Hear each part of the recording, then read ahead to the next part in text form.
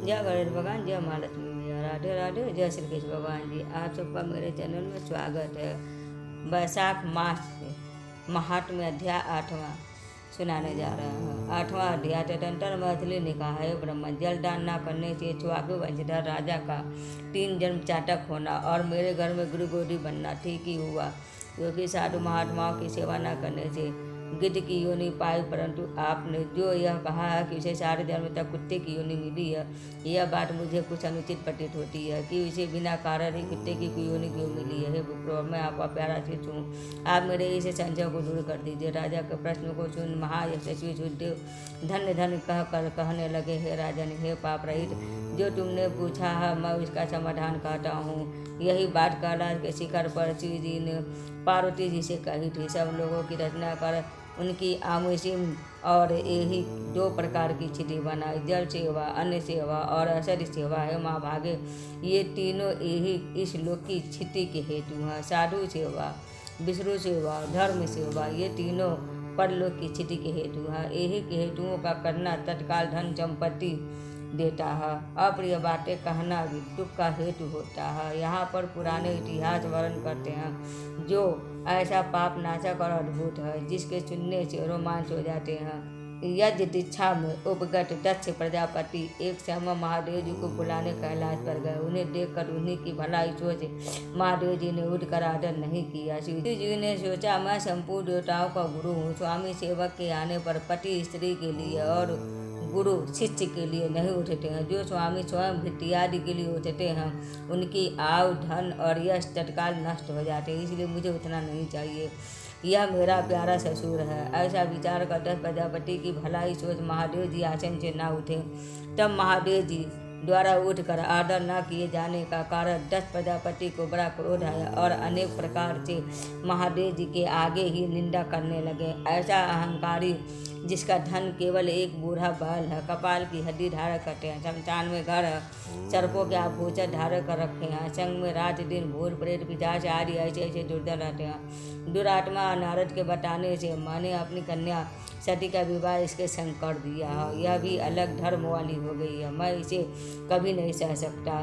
मेरी पुत्री से भी मुझे कुछ प्रयोजन नहीं है। ऐसा दुरात्मा दक्ष ने सती और शंकर को निमंत्रण नहीं दिया और अनेकों प्रकार के कुवाक्य कह कर चला गया। निरंतर यज्ञ स्थान में जाकर ऋतिक और मुनियों को संग मिले विधि पूर्वक यज्ञ करने लगा और शंकर जी की निंदा करता रहा।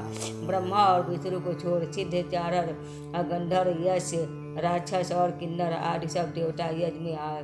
तब सती की इच्छा अपने कुटुंबों से मिलने तथा उत्सव देखने की ही। स्त्रियां स्वभाव की चंचल होती हैं।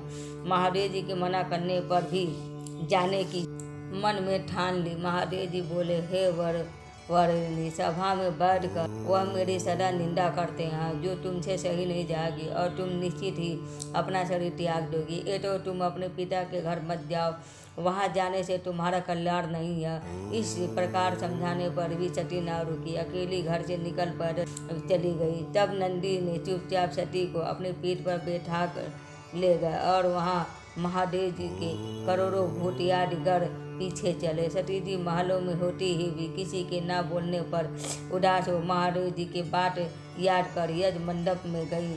वहाँ पर भी दक्ष प्रजापति और सभा के सब लोगों को अपनी तरफ से देख किसी के न बोलने पर सती जी वहाँ खड़ी होकर रुद्र की आहुति तक पिता की चेष्टा देखती रही। जब दक्ष ने रुद्र को छोड़ आहुति दी तो सती की आंखों में आंसू भर अकुला कर बोली, बड़ों का अपमान करने से कल्याण नहीं होता है। तुमने रुद्र की आहुति ना दी है। ये जितने ऋषि मुनि महात्मा इकट्ठे हैं, इन्होंने भी तुम्हारा दुष्ट बुद्धि दूर नहीं की। विधाता इनके भी विमुख जात होता है। सती की ऐसी बात कहने पर पूछा देवता मुख फाड़ कर हंसने लगा। शुक्राचार्यधारी और मुँह से फड़फड़ाने लगे। बहुत से भुजा, पाव और कक्षाओं को फड़फड़ाने लगे और दक्ष निंदा करने लगा। उनकी बातों और ये पति निंदा सुनने का प्रायश्चित करने के लिए क्रोध से लाल हो शरीर त्याग करने का विचार कर सबके देखते देखते ही सती होम की अग्नि में गिर पड़ी। सती के गिरते ही बड़ा हाहाकार मच गया। महादेव जी के घर भागकर शिव जी के पास पहुँचे और सब कथा कह सुनाई। श्री जी ने यह सुनते ही उठकर कालांतर के समान क्रोध से एक जटा उखाड़ पृथ्वी पर देव मारी, जिससे बड़ा बलवान महाकाय भिद्रवद उत्पन्न हुआ। उसके सहस्त्र भुजा थी और रूप यमराज के समान था। वह महादेव जी के सम्मुख हाथ जोड़कर कहने लगा कि क्या चाह। यह सुन रुद्र भगवान क्रोध करके अपनी तन्मुख खड़े हुए वीरभद्र से बोले कि तुम बड़े बड़े बलवान भूतगणों को अपने साथ लेकर जाकर मेरे निंदक दक्ष का नाश कर दो, जिसके कारण मेरी प्रिया सती को शरीर त्यागना पड़ा है। महादेव जी की आज्ञा पाकर वे सभी यज्ञशाला में पहुँचे और देवता असुर मनुष्य आदि सब सुबटों को मार गिराया। पूषा के दांत उखाड़ डाले तथा दुरात्मा भृंगी की दाढ़ी मूछ उखाड़ डाली। जिसने जो जो अंग फरफराया था उसका वही वही अंग वीरभद्र ने उखाड़ फेंका और दक्ष के सिर की रक्षा भृंगु के मंत्र बल से करने के कारण बड़े उद्योग करने पर भी सिर न कटा। तब रुद्र ने स्वयं आकर उस दुरात्मा का सिर काट अलग कर दिया और यज्ञ में जो आए थे उनका संहार कर गरुड़ सहित कैलाश की चले गए। मरने के जो बचे थे वो ब्रह्मा जी की शरण में गए। उनको संग ले ब्रह्मा जी कैलाश पर पहुँचे। महादेव जी का क्रोध शांत कर समझा बुझाकर उन्हें ले यज्ञशाला में गए और जो यज्ञ में मारे गए थे उन सबको जीवन दान कराया।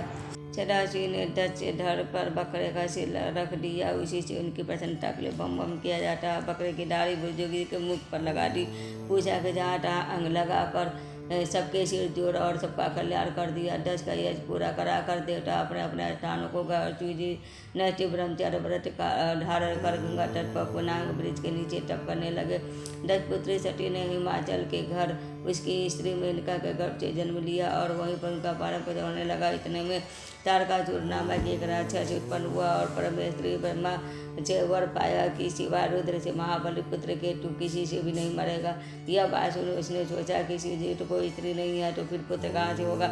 वह सब लोगों और देवताओं को सताने लगा। तब देवताओं ने दुख पाकर ब्रह्मा जी के शरण ली। ब्रह्मा ने देवताओं को समझाया कि रुद्र भगवान की पत्नी सती ने पहले अपने पिता के यज्ञ में शरीर त्याग दिया और अब हिमाचल के घर में जन्म लिया, जिनका नाम पार्वती, और रुद्र भगवान हिमाचल के शिखर पर घोर तप कर रहे हैं।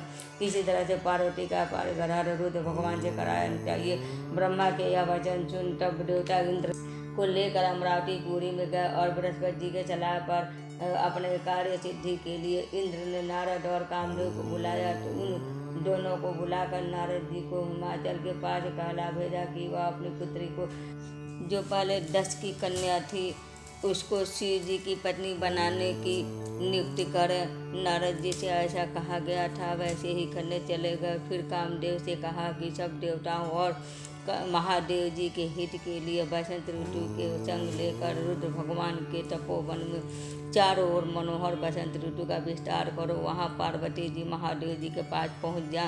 तब धनुष पर बाढ़ चढ़ाकर ऐसा मारो कि महादेव जी के मोहित होने पर, उनका संगम होने पर सब कार्य पूरे हो जाए। कामदेव ने जो आज्ञा कहकर बसंत ऋतु अपनी स्त्री रति और अनुचरों के संग ले उस ओर शीघ्र जा अपनी शक्ति से असमय में बसंत ऋतु उत्पन्न कर दी, जिसे चारों ओर वन में शीतल मंद सुगंधित वायु चलने लगी। दैवात उसी समय महादेव जी भी पार्वती की सेवा से प्रसन्न हो उन्हें गोदी में बैठाकर कुछ कहने लगे। तब कामदेव ने प्राप्रिया के संगम का उचित समझ जान महादेव जी के पीछे वृक्ष की ओट से एक बार छोड़ दिया, जिसे महादेव जी ने के मन में चंचल होने की चित से व्याकुल हो उधर उधर देखा तो कामदेव दिखाई पड़ा। क्रोध से अपने मस्तक के तीसरे नेत्र को खोलकर पार्वती जी को दूर करके ऐसी तीसरे अग्नि प्रकट की कि सब संसार भयभीत हो गया और उसी अग्नि से धनुष बाढ़ सहित कामदेव भस्म हो गए। देवता अपने कार्य को सिद्धि समझकर तथा बसंत और रति भयभीत हो भाग गए। पार्वती डर से मारे आंख बंद कर दूर हट गई और महादेव जी भी अंतर्ध्यान हो गए। हित की इच्छा करने वाले देवताओं को कुछ भी फल की सिद्धि नहीं हुई, उल्टा अनर्थ हुआ। जो कोई साधुओं के संग दुष्टाना करता है उनका कहना ही क्या है। इसी प्रकार साधुओं की सेवा न करने से इक्ष्वाकु के पुत्र ने दुख भोगा और अनेक बुरी योनियों में जन्म लिया। जो रात दिन इस पूरे चरित्र रूपी पुराने इतिहास को सुनते हैं वो जन्म मृत्यु बुढ़ापा आदि से निसंदेह छूट जाते हैं। नमो नारायण।